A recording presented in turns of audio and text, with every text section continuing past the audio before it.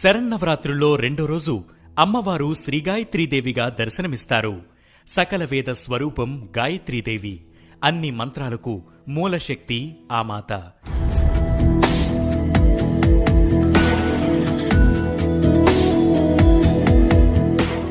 ముక్త, విద్రుమ, హేమ, నీల, ధవళ వర్ణాలు కలిగిన 5 ముఖాలతో శంఖం, చక్రం, గద, అంకుశం ధరించి దర్శనమిస్తుంది. ఆదిశంకరుడు గాయత్రీదేవిని అనంతశక్తి స్వరూపంగా అర్చించారు. ప్రాతకాలంలో గాయత్రిగా, మధ్యాహ్న కాలంలో సావిత్రిగా, సాయం సంధ్యలో సరస్వతిగాను ఈమె ఉపాసకులతో ఆరాధన అందుకుంటుంది.